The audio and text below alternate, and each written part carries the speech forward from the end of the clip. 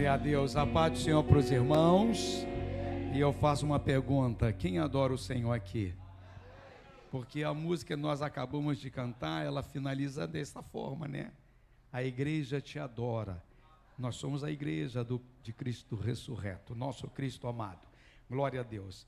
Desejo uma boa noite para todos. Bom é estar na casa do Senhor. Quem concorda comigo? Bom é estar na casa do Senhor, né? E o Senhor tem nos ensinado a dar valor à casa do Pai, a dar valor a essa casa que Ele tem levantado nesta localidade. Mas vamos lá, coube a mim hoje trazer a palavra aos corações dos irmãos, e assim eu desejo fazê-lo, tá bom? Então, eu queria que você abrisse a sua Bíblia lá no livro de 2 Crônicas. Glória a Deus. 2 Crônicas. Sentado mesmo, porque a leitura vai ser bem longa, tá? Isso. 2 Crônicas, achou aí o livro de 2 Crônicas? Vai lá com teus belos olhos e com os seus dedinhos maravilhosos, até a página do capítulo 20.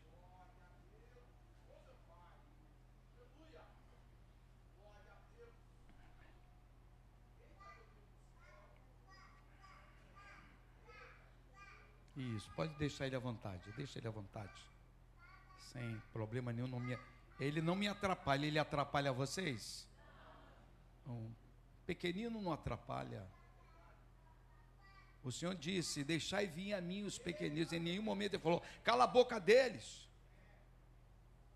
Cala a boca, não deixa eles. É só a gente estar centrado naquilo que a gente quer, né? Fique centrado naquilo que você deseja hoje, que não vai te atrapalhar. Ele não me atrapalha em nenhum momento. Glória a Deus. Aleluia. Não vamos reprimir a criança, não. Deixa ela começar a dar rajada de glória aí. Glória a Deus, porque é assim que aprende, tá bom? Vamos lá, meus queridos irmãos. Nesta noite, nós queremos tratar a igreja, queremos trazer uma palavra à igreja que eu acho que vai ser de bom tratamento para todos nós. E o tema da palavra nesta noite, o tema que Deus colocou no meu coração é que em meio a guerras, vou repetir, em meio a guerras que todos nós travamos, nós precisamos aprender a usar as armas que Deus já nos deu.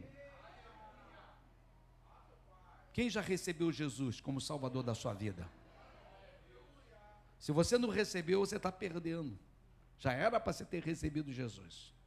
E no momento que nós recebemos Jesus, o Senhor, a cada dia Ele nos habilita, a cada dia Ele vai nos ensinando, a cada dia Ele vai nos capacitando, a cada dia, se você busca, se você serve, se você serve Ele com coração, com dedicação, Ele vai te habilitando. A cada dia que você vem na igreja e teu coração está aberto ao ensino, aquele ensino vai surtir efeito. Amém ou não amém, irmãos? Porque a palavra de ensino é lançada para surtir efeito. Aqui nós não estamos aqui para trazer o ensino simplesmente por trazer. Agora nós queremos que o ensino que é transmitido deste altar para as nossas vidas, porque quantas e quantas vezes eu estive onde você está, quantas e quantas vezes eu também estive sentado nessa cadeira confortável, também para receber o ensino que vem do alto, porque na verdade, tanto eu quanto você, assim preciso acreditar, nós queremos crescer, nós queremos avançar na nossa caminhada, com a nossa intimidade com o nosso Deus. Então, nós precisamos aprender, mediante as circunstâncias, mediante as dificuldades, mediante aquilo que o inimigo lança contra nós, guerras que nós travamos, nós precisamos aprender a usar o armamento que Deus já nos concedeu.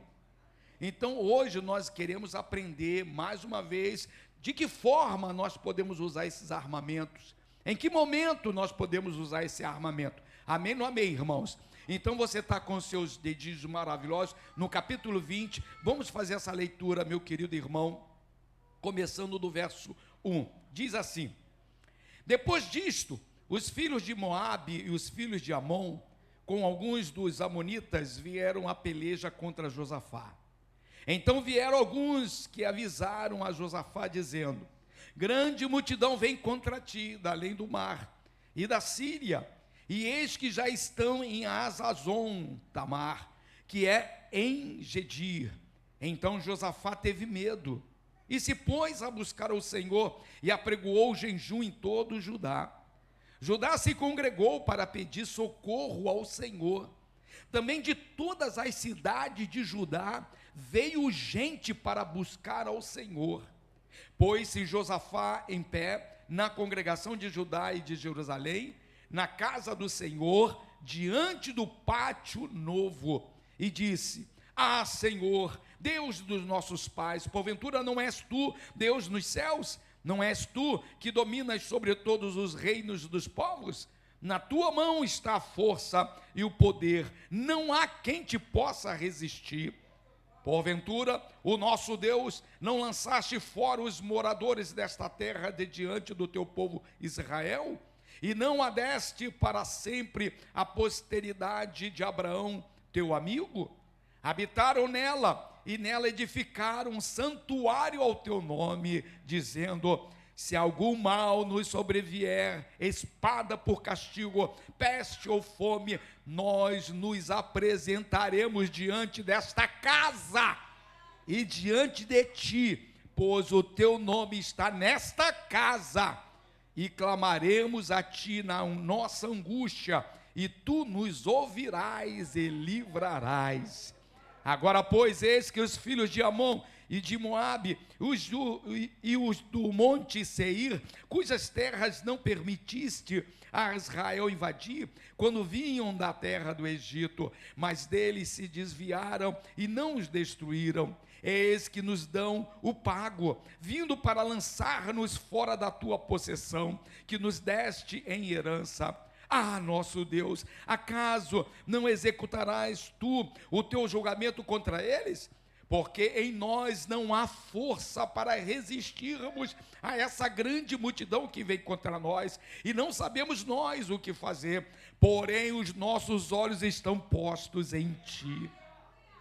Todo Judá estava em pé diante do Senhor, como também as suas crianças, e as suas mulheres, e os seus filhos.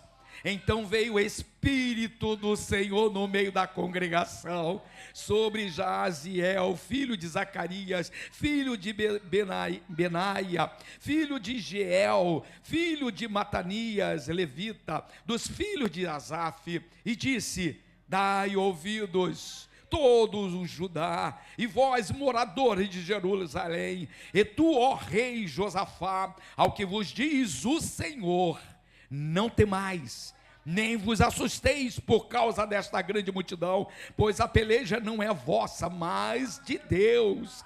Amanhã descereis contra eles, eis que sobem pela ladeira de Ziz, encontrá-lo-eis no fim do vale, de fronte do deserto de Jeruel. Neste encontro não tereis que pelejar, tomai posição, ficai parados, e vede o salvamento que o Senhor vos dará, ó Judá e Jerusalém. Não temais, nem vos assusteis, amanhã sai-lhes ao encontro, porque o Senhor é convosco.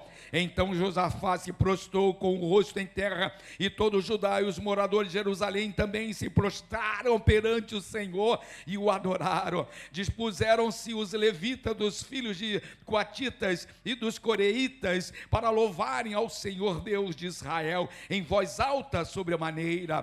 Pela manhã cedo se levantaram e saíram ao deserto de Tecoa. Ao saírem eles, pôs-se Josafá em pé e disse: ouve-me, ó Judá, e vós, moradores de Jerusalém, crede no Senhor vosso Deus, e estarais seguro, crede nos seus profetas, e prosperareis. Aconselhou-se com o povo e ordenou cantores para o Senhor, que vestidos de ornamentos sagrados e marchando à frente do exército, louvassem a Deus, dizendo: rendei graça ao Senhor, porque a sua misericórdia dura para sempre. Quem concorda a mim? Tendo eles começado a cantar e a dar louvores, pôs o Senhor a emboscada contra os filhos de Amon e de Moabe, e os de Monte Seir que vieram contra Judá, e foram desbaratados, porque os filhos de Amon e de Moabe se levantaram contra os moradores do Monte Seir, para os destruir e exterminar, e tendo eles dado cabo dos moradores de Seir, ajuntaram uns aos outros, e a destruir-se. Tendo Judá chegado ao alto, que olha para o deserto, procurou ver a multidão, e eis que eram corpos mortos, que jaziam em terra sem nenhum sobrevivente. Vieram Josafá e o seu povo para saquear os despojos, e acharam entre os cadáveres riquezas em abundância, e objetos preciosos. Tomaram para si mais do que podiam levar, e 3 dias saquearam o despojo, porque era muito. Ao 4º dia se ajuntaram no vale de bênção, onde louvaram o Senhor, por isso chamaram aquele lugar vale de bênção, até o dia de hoje. Então voltaram todos os homens de Judá, de Jerusalém, e Josafá à frente deles, e tornaram para Jerusalém com alegria, porque o Senhor os alegrara com a vitória sobre os seus inimigos. Vieram para Jerusalém com alaúdes, harpas e trombetas para a casa do Senhor. Veio da parte de Deus o terror sobre todos os reinos daquela terra, quando ouviram que o Senhor havia pelejado contra os inimigos de Israel. Assim o reino de Josafá teve paz, porque Deus lhe dera repouso por todos os lados. Quem pode dizer um amém, irmãos? Quais são as armas que você tem usado quando o adversário bate a porta do teu coração? Quando o adversário entra pelas portas das suas casas? Quando o adversário encontra brechas nas janelas, nos telhados? Quando ele entra na sua vida, quais são as armas que nós usamos, irmãos? Deus nos chamou para pelejar. Deus nos chamou para nós usarmos as ferramentas necessárias. A guerra foi ganha pelo Todo-Poderoso, amém ou amém, irmão? Mas nessa guerra houve um papel de um povo. O povo cumpriu o seu papel, a liderança cumpriu o seu papel, e nós como cristãos precisamos cumprir o nosso papel, amém ou amém? Só para efeito de conhecimento, quem foi Josafá? Se você pegar os seus dedos e um pouquinho mais atrás, você vai verificar lá no capítulo 17, que esse homem Josafá foi considerado como um agente de Deus, que trouxe um reavivamento. Ele promoveu um reavivamento naquela nação, naquele povo. Ele foi um instrumento para mudar o quadro que aquela nação estava vivendo. Quando você avança um pouquinho mais, vai lá para o capítulo 20, agora já no verso 31, diz assim: Josafá reinou sobre Judá, tinha 35 anos quando começou a reinar, um jovem rei. E reinou 25 anos em Jerusalém. Sua mãe chamava Zuba, filha de Zeli. Ele andou no caminho de Asa, pois Asa era o pai e foi o pai dele, e não se desviou dele, fazendo o que era reto perante o Senhor. Qual é a nossa missão? Caminhar em retidão. Alguns irmãos entenderam. Qual é a missão do cristão, irmão? Caminhar nesta terra em retidão. Procurarmos ser retos diante do nosso Deus, procurarmos agir conforme Deus assim deseja.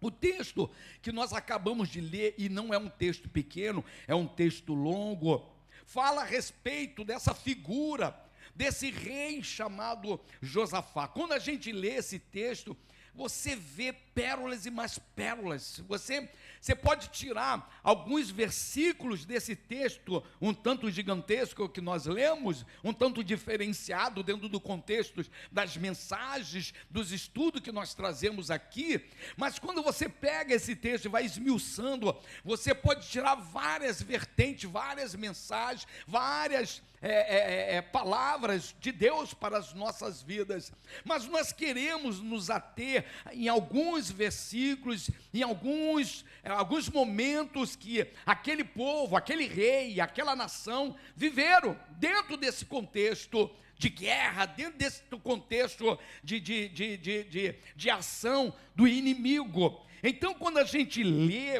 esse texto, você verifica que esse grande rei Josafá, este homem que tinha feito uma grande mudança, né, na mente daquele povo, né, naquela nação, ele estava agora enfrentando, não era um probleminha, um problemão gigantesco, superior às forças dele, superior à capacidade daquela nação. Ele se deparou num beco sem saída. Ele tinha que enfrentar aqueles que se reuniram contra aquela nação. Eles, quando a gente para analisar o texto, você verifica que ele estava um tanto encurralado, como Israel estava diante do Mar Vermelho. Lembra o Mar Vermelho? Diante de Israel, Mar Vermelho. O mar correndo a todo vapor, né? Água para tudo quanto é canto. Olha para trás, os guerreiros de Faraó chegando até eles para dominá-los de novo, para levá-los de volta de novo, talvez matar alguns. Então, da mesma forma que aquele povo chamado Israel se encontrou num beco sem saída, encurralado, este rei chamado Josafá também se encontrou também um tanto encurralado. Não era um povo somente que estava se levantando contra aquela nação. Havia um conjunto de inimigos, uma aliança inimiga contra Israel, contra Judá, contra aquele povo que lá estava. E logicamente ele, como rei, diante da ameaça que era real, não era uma fantasia, não era nenhum recado que alguém tinha mandado, ele sabia que era real, ele sabia que a desgraça era iminente, ele sabia que a derrota talvez fosse fatal, era certa. Então, diante desse ataque, que com certeza era certeiro, porque aquele conjunto, aquela aliança inimiga já tinha criado estratégia para destruir o povo de Deus, sabiam que era, na mente deles, era hora de nós nos unirmos contra este povo que do nada chegou até aqui, no nada, já estava debaixo da vontade do Pai. Nós não chegamos aqui neste terreno, aqui nesta área, do nada não, já estava escrito lá na eternidade, que a levantar e viria para cá. Agora, de vez em quando eu paro, converso, penso com a pastora, meu Deus, nós andamos, né? Compra terreno, recebe terreno e vê arquiteto, manda arquiteto fazer plano, projetos, e o arquiteto vai na prefeitura, do nada Deus muda tudo. Eu falei, meu Deus, serviu de experiência para nós. Porque Deus sabe, espero que você dê uma rajada de glória, Deus sabe o que é melhor para você, irmãos. Se alegra, levantariano, Deus sabe o que era melhor para nós. Eu estava falando hoje com um pastor que estava conosco hoje, eu falei, a gente esperava plantar uma igreja em um terreno de 480 metros quadrados, que seria o terreno da Rua 9, ou do mesmo tipo da Rua 9, e ficaria só nisso. E nós estamos falando com esse pastor. Hoje, se a gente quiser alojar um pastor, um missionário, alguém lá da África do Sul, alguém que deseja vir aqui tirar uma temporada conosco, hoje nós temos acesso para hospedar essa pessoa com a melhor condição possível. Se a gente parasse para pensar, Vinícius, você lembra que quantas vezes a gente proseava, eu abria o coração, meu coração para ti, eu dizia, o meu sonho é poder ter uma condição de atender os missionários, aqueles que Deus vai enviar para cá, para estar conosco. E hoje nós estamos aí, Vinícius, olha só. Então Deus sabe de todas as coisas. Da mesma forma, aqueles inimigos achavam que o povo de Israel estava sendo um invasor, estava lá. Não, na verdade o povo de Israel estava tomando posse daquilo que já era deles. Já era deles. Então, diante de todo esse quadro, que na primeira visão é caótico, é destrutivo, é morte certa, é escravidão certa, o que fazer? O que você faz quando o desemprego bate à tua porta? O que você faz quando uma enfermidade de morte bate à tua casa? O que você faz quando os seus não querem mais saber de você? O que nós fazemos quando a minha esposa resolve seguir caminho e eu ficar só? O que nós fazemos diante das investidas do inferno, irmão? O que fazer quando você olha o seu filho e você vê que o seu filho está indo embora, está correndo pelos seus dedos e você não consegue segurar ele mais? Você não consegue mais segurar a sua menina? O que você faz? O que nós fazemos quando a derrota na mente do inimigo é certa? E pior ainda, aquilo que está na mente do inimigo começa a invadir a nossa mente. E a gente diz, não tem mais solução, não tem mais jeito. Eita, meu Deus, a gente se esquece que o nosso Deus é o Deus das causas impossíveis. A gente se esquece que aquele que cuida de nós não dormita.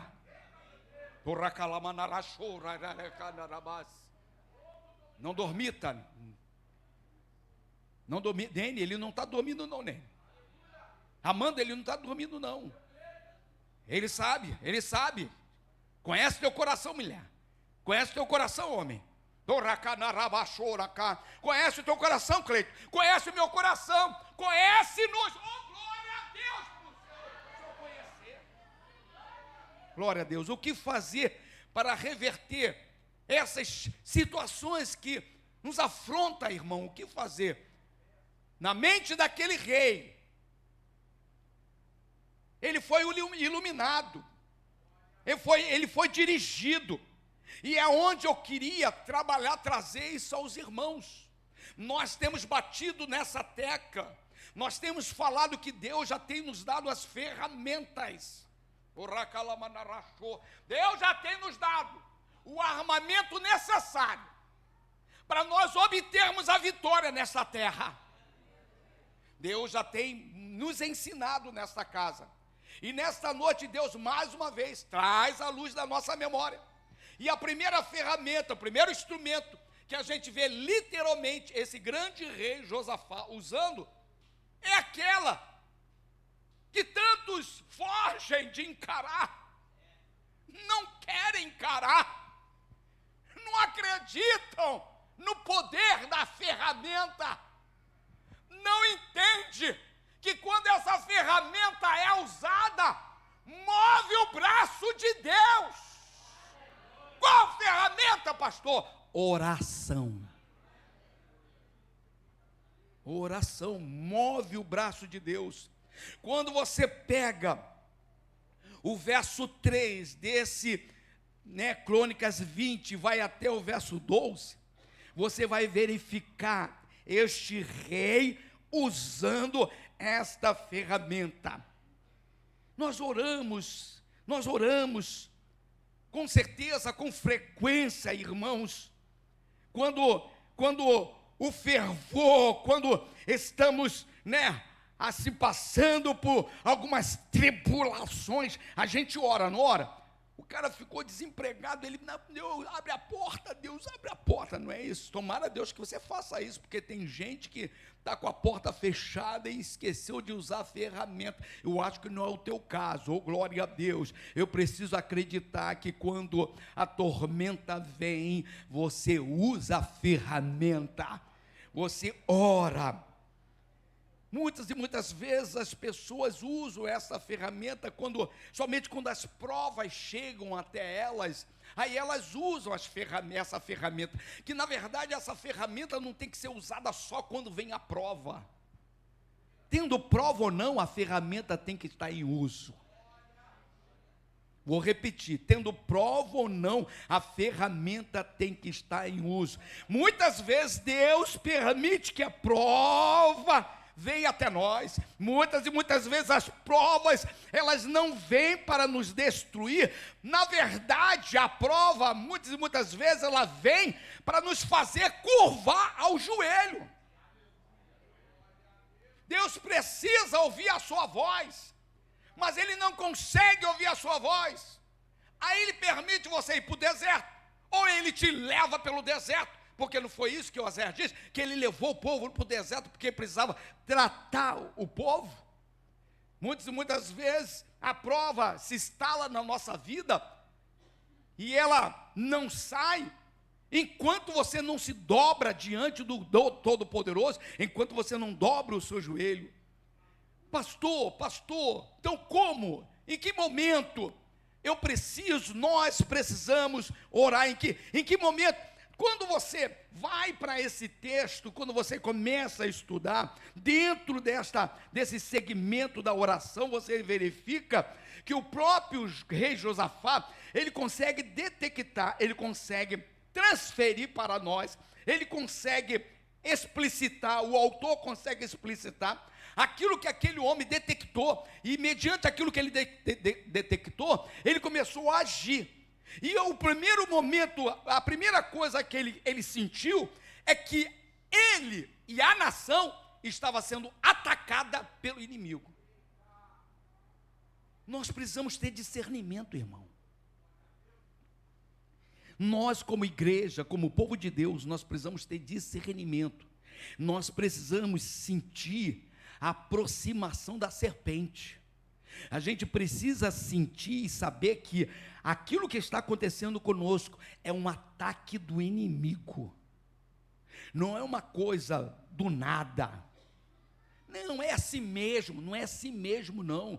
A Bíblia diz que o inimigo, ele trabalha contra a nossa vida. O inimigo, a palavra de Deus diz que o inimigo vem roubar, matar e destruir. Não tem conversa fiada com ele. Ele não vem ficar proseando comigo, brincando comigo. Ele vem com uma intenção. Ele vem com um propósito. E esse rei Josafá, ele conseguiu detectar. E o que ele fez? Opa, é o inimigo. O que ele fez? Ele convocou a nação.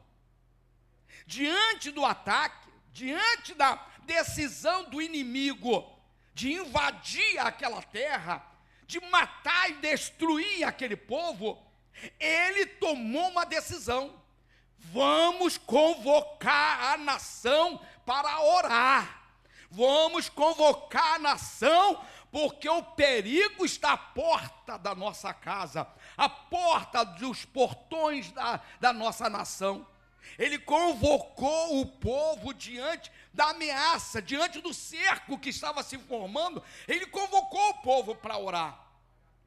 Aí a gente começa a pensar: será que nós, como povo de Deus, estamos sendo atacados? Porque tem gente que acha que o mundo está maravilhoso. Não, né? Vive naquela nuvem. Não tem nada. Irmãos, como eu já tenho dito, o inimigo, ele trabalha, ele não descansa, ele não tem folga, ele não tem férias, ele não tem feriado. Não, o inimigo, ele está em feriado, então ele não vai me atacar. Que nada, irmão. Você já acorda, ele já te aguardando na esquina. Você acorda, o inimigo já está tentando penetrar na tua casa. Você já acorda, ele está à porta da tua janela, só esperando você abrir para ele entrar. Então nós precisamos nos resguardar, nós precisamos buscar a face do Senhor, nós precisamos usar a ferramenta quando então, na aproximação do inimigo, não precisamos esperar o ataque dele. Não precisamos esperar o ataque. Antes do ataque, quando a ameaça chegar, já é hora de você clamar. Já é hora de você dobrar os seus joelhos. Havia uma orquestração do inimigo. O inimigo, ele tinha criado situações para literalmente escravizar de novo Israel. Quantas e quantas vezes o inimigo tem usado os meios de comunicação, tem usado, né, a mídia, tem usado aí tantas e tantos outros mecanismos humanos, terrenos, para boicotar, para infringir, para atrapalhar a caminhada do povo, e a gente não se percebe a ação, a gente não consegue detectar. Então hoje, eu queria achar para poder correr, hoje eu queria que você estivesse atento aos ataques do inimigo contra a tua casa, o ataque do inimigo contra a tua vida. Nós precisamos ser mais sensíveis, É interessante que a figura que o Senhor Deus apresenta para nós do inimigo, vou repetir, a figura que o nosso Deus apresenta para nós, humanos, do inimigo, o que é? Uma serpente. Uma serpente que não faz barulho, uma serpente que não chama atenção, uma serpente que anda sorrateiramente, uma serpente que cada avanço dela, quantos não percebem? Nós precisamos pedir a sensibilidade. Deus nos dê sensibilidade, nos dê o espírito de discernimento, para que quando na aproximação da serpente, quando na aproximação do inimigo, eu possa me levantar e usar a arma que eu tenho à minha disposição. Amém, não amém, irmão? Então nós precisamos usar esta arma quando então, no momento de ataques do inimigo. Quem está entendendo, irmãos? Outro ponto que chama atenção aqui, que está lá no verso 3, diz assim: então Josafá teve medo. O medo faz parte da natureza humana. O medo faz parte da natureza humana. A palavra aqui diz que esse grande rei, ele não somente detectou, sabe, o ataque, ele viu a aproximação do inimigo, ele sabia que o inimigo estava arquitetando contra ele e contra o povo. E ele, nesse sentimento, ele teve medo. Diz o verso, então Josafá teve, verso 3, então Josafá teve medo, e se pôs a buscar o Senhor, e apregoou o jejum em todo Judá. Diante do medo, o que você faz? Eu já passei por alguns momentos que eu tive medo, situações. Há um tempo atrás, eu e Vinícius tivemos que ir lá em Rio das Ostras, lembra? Para ver um terreno que eu comprei há um tempão atrás. E eu fui no caminho, Vinícius dirigindo, e eu estava um tanto quieto. Eu estava, meu Deus, o que me espera lá? Porque nós já tínhamos passado pela prova de Itaipuaçu. Falei, Deus, o que me espera lá? Aí começou, sabe, aquele temor. Meu Deus, se estiver de novo outra pessoa morando no terreno, outra pessoa, meu Deus, falei, começou a querer vir aquele medo, na mesma hora eu quieto meu, falei, Senhor, Tu me conhece. E ele dirigindo, ele falando, e a minha mente estava lá, Senhor, Tu me conheces, me cobre com Teu sangue, abre os caminhos. Eu estava usando a ferramenta. Eu estava orando, eu estava buscando a presença do Senhor. Olha o que é interessante, irmão, nós aprendermos aqui com este grande rei. O medo não pode nos afastar de Deus. Entenda isso. O medo não pode ser uma engrenagem do inimigo para nos afastar da presença do Pai. Pelo contrário, o medo precisa nos levar ao Pai. Quem está entendendo, irmão? Meu Deus, o patrão falou que amanhã eu vou ser demitido. O que vai ser da minha vida? Meu Deus, aí você esquece de Deus, você começa a se rasgar, você começa a esbravejar, você começa a culpar Deus, você não conseguiu entender, porque se a porta está sendo fechada é porque Deus tem uma melhor para ti. Se a porta está fechada é porque Deus sabe o que vai acontecer naquele emprego com você. Não é a palavra de Deus não diz que é Deus que abre a porta, e quando Ele abre a porta, só Ele pode fechar. Então o medo não pode nos afastar do Senhor, mas pelo contrário, precisa nos remeter à presença dEle, quando os nossos recursos, irmãos, financeiros, quando aquilo que está em nossas mãos, no nosso controle, acaba, e o medo chega, o que nós precisamos fazer? Buscar a presença do Eterno, buscar a presença daquele que está sentado no trono, porque Ele tem controle sobre todas as coisas. Quem pode dar uma rajada de glória? Então, esse homem, ele se remeteu a orar, porque primeiro ele entendeu que ele estava sendo atacado. Segundo, ele entendeu que pairava no coração dele, começou a pairar o medo. O que vai ser da gente? O que vai ser desse povo? Eu sou o rei, sobre mim está essa responsabilidade sobre essa nação. Deus delegou sobre mim essa responsabilidade. Fora esses dois itens, fora esses dois sentimentos, ele chega à seguinte conclusão: o que fazer quando o perigo te ataca? O que fazer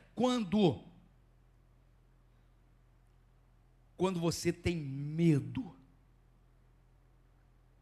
Verso 12 diz assim: ah, nosso Deus, acaso não executarás tu o teu julgamento contra eles? Eu aprendi. Tenho procurado ensinar aqueles que estão perto de mim. Entre o meu acusador, entre o meu inimigo e eu, no meio, existe um justo juiz. Aprenda isso. Se tu caminhas debaixo da retidão, se você é servo do Senhor, entre você, o inimigo, existe um justo juiz. É aquele que peleja ao seu favor. Ele diz assim: olha só o que esse rei faz. Ah, nosso Deus, acaso não executarás tu o teu julgamento contra eles? Porque em nós não há força para resistirmos. Diante da situação, ele conseguiu olhar para ele mesmo. Ele começou a fazer uma autocrítica dele próprio. Ele sabia que naquele momento ele precisava confessar a humanidade dele. Na verdade, ele estava confessando a humanidade dele. Não que Deus não o conhecia, mas Deus quer ouvir a sua voz. A oração remete Deus ouvir a sua voz. Será que Deus não está vendo meu desemprego? Lógico que Ele está vendo. Mas Ele quer ouvir a sua voz.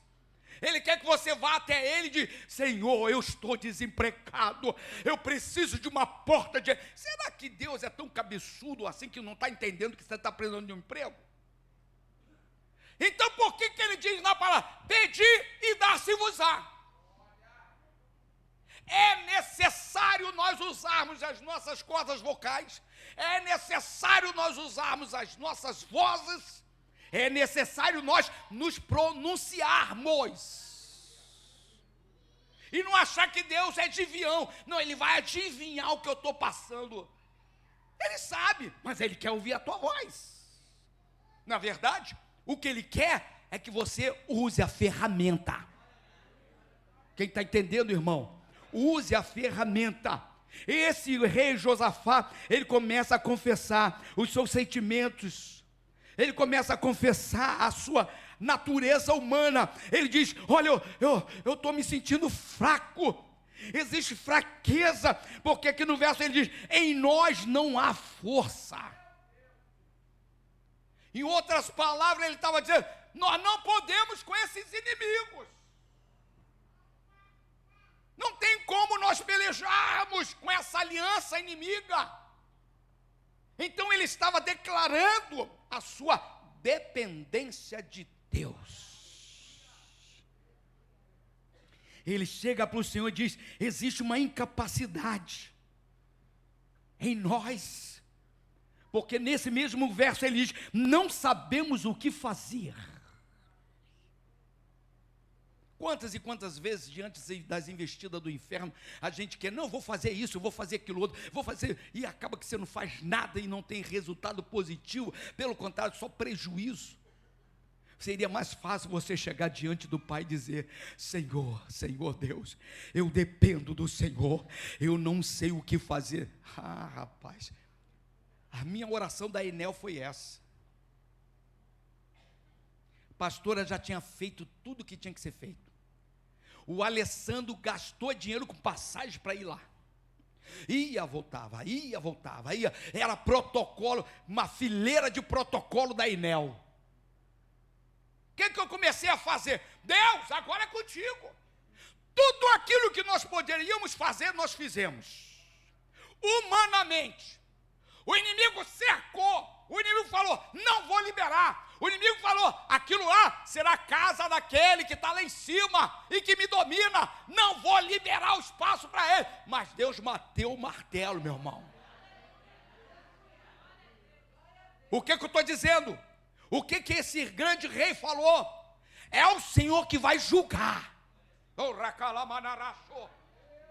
É o Senhor que julga a sua causa, irmão. Se você estiver andando debaixo da vontade de Deus, Ele vai julgar a tua causa. Esse rei, no capítulo 17, ele coloca por terra os ídolos. Ele desmonta a estratégia do capeta. Ele faz com que aquela nação se ergue de novo em buscar a presença do Pai. Então, eita, meu Deus do céu, está vindo fresco, pastor. Ele tinha crédito. Ele tinha crédito com Deus. Sueli, tenha crédito com Deus. Tiago, tenha crédito com Deus. O que eu digo para os irmãos? Trabalhe na obra, trabalhe na seara, arregaça as mangas, caia de cabeça, porque cada coisa que você faz para o reino está sendo anotado. O que significa? É crédito na tua conta. É crédito na nossa conta, porque quando vier a tormenta, os livros são abertos. E Deus saberá quem foi o Cleito e quem é a Deisiane.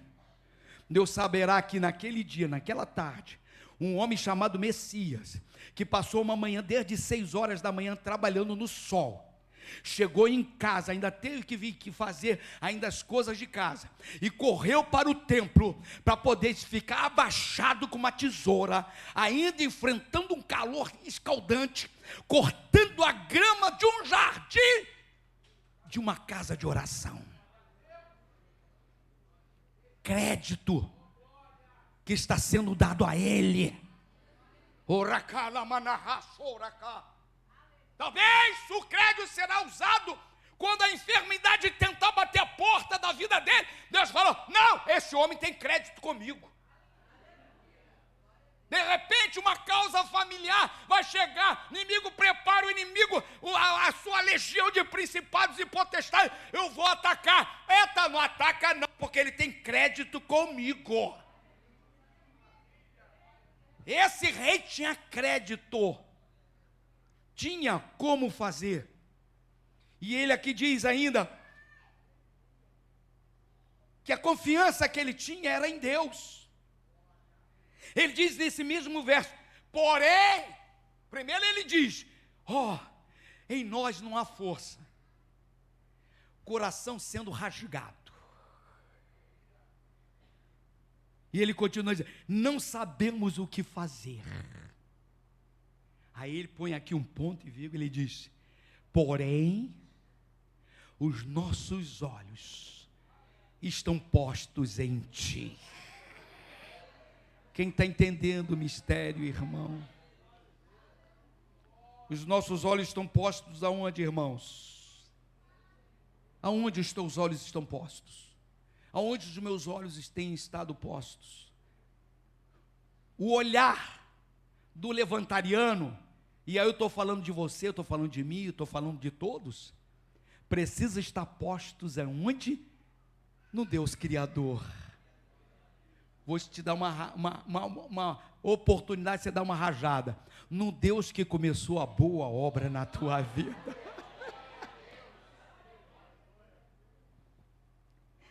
Como orar, irmão? Ele usou a ferramenta. Amém ou não amém? Ele usou, e não vai dar não. Mas vamos lá. Como orar? O mesmo autor, o mesmo escritor, aquele que recebeu a revelação, aquele que foi conduzido pelo Espírito Santo para explicitar, colocar no papel, nesse mesmo texto gigantesco que nós lemos, ele já dá a dica. O autor, ele apresenta para nós alguns pontos de observância, que nós precisamos guardar.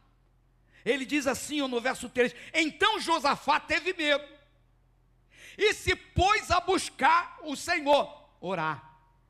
Só isso não, ele usou uma ferramenta que eu estou ficando apaixonado por ela, e apregoou um jejum.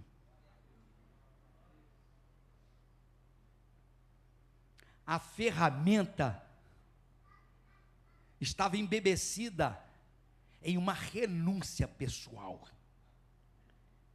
porque o jejum te leva à renúncia. Amém ou não amém, irmãos? Quem jejua tem pressa de resposta, irmãos. Se você tem pressa em resolver algumas causas, começa a jejuar. Use a oração e jejue. Existe irmãos queridos aqui na igreja que têm filhos longe do caminho do Senhor, tem filhas longe do caminho do Senhor, tem esposa longe do caminho do Senhor, tem esposo longe do caminho do Senhor. Oram, glória a Deus, ferramenta sendo usada, mas se a resposta ainda não chegou, incremente a sua oração com jejum. Pastor nem entendeu. Incremente a sua oração com jejum. Nós temos noite de avivamento, amém ou não amém, irmão? Eu não sei vocês, eu quero ter uma vida avivada. Eu quero ser um pastor avivado, amém ou não amém? Eu quero ter o fogo na minha alma, eu quero ter o fogo no meu coração, eu quero que a minha mente seja coberta pelo fogo do Espírito Santo de Deus. O que eu falei? Preciso entrar numa renúncia, preciso fazer a minha parte. Eita, Deus quer operar milagre na tua vida, Deus quer se revelar na tua vida, Deus quer se apresentar como Ele é, o poderoso de Israel, o poderoso da Levantai, e Ele está esperando de você uma atitude diferenciada, Ele está esperando dessa igreja uma atitude diferenciada. Então este homem chamado Josafá, ele não se conteve, querido Cleito diácono, ele não se conteve em só chamar o povo para orar. Ele viu o cerco, ele sentiu que não tinha como resolver, ele viu a porta da casa dele, a porta dos portões da cidade, a morte chegando. O que ele fez? Opa, preciso orar e jejuar. Estou falando de irmãos que estão com causas que já passam anos e anos e não tem solução. Meu irmão, entra no estreito do jejum, que tu verás aquilo que Deus vai fazer com ele. Não é um jejum só de um dia não, meu irmão. Faz uma sequência de jejum. Entra nesse manto aí que você vai ver o que Deus vai revelar na tua vida. Porque esse homem fez isso. A palavra do Senhor nos ensina que este homem jejuou, e aqui a gente procura dizer, o jejum, meu irmão, nos remete ao centro da vontade de Deus. O jejum arranca de nós o apetite pela comida. Eu sempre digo para os irmãos, eu gosto de comer. O dia que eu for na tua casa eu vou fazer vergonha. Eu comi aquela feijoada quase toda que você me mandou ontem. Foi uma guerra. A pastora, eu falei, eu dei lá uns pedaços para ela e fiquei esperando. Ela não vai aguentar, ela não vai aguentar, ela não vai aguentar. Aí ela passou lá um bocado de coisa lá para mim. Eu falei, oh glória a Deus. Comi tanto que eu fiquei, meu Deus, pequei contra ti, Jesus, glutonaria. Mas quando a gente entra no período de busca, de jejum, a comida já não te domina mais. Não é mais a sua natureza humana que vai ditar as regras para o teu corpo, é sim o Espírito Santo que está operando na tua vida, que vai ditar as regras para a tua vida. O jejum te faz viver dessa forma. Esse homem não somente jejuou, mas esse homem orou em conjunto. Eu estou guerreando, irmão. Eu estou batalhando. Eu estou acreditando que o nosso quadro vai mudar. Obrigado, pastor. Eu estou acreditando que o nosso quadro vai mudar. Josafá chamou o povo para a oração, chamou o povo para o jejum, e lá no verso 4 ele diz, Judá se congregou,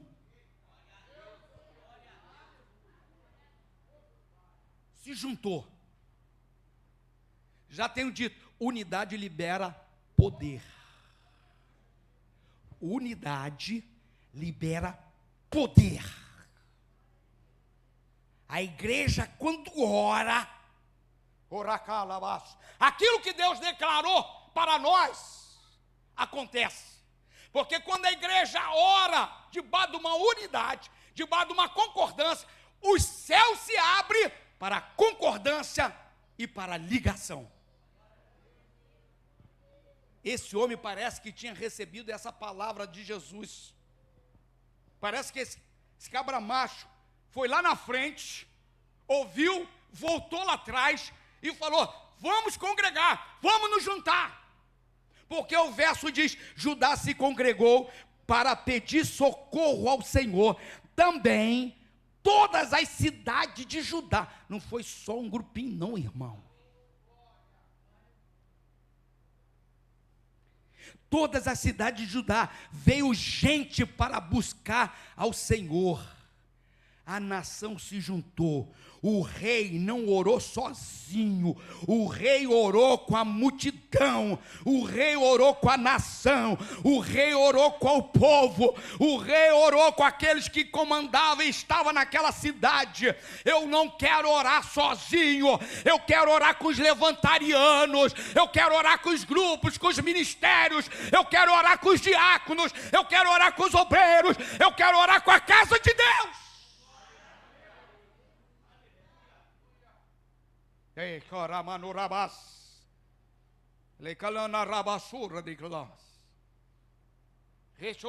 Os homens estão sendo convocados para orar. Ontem tinha 3 pessoas orando.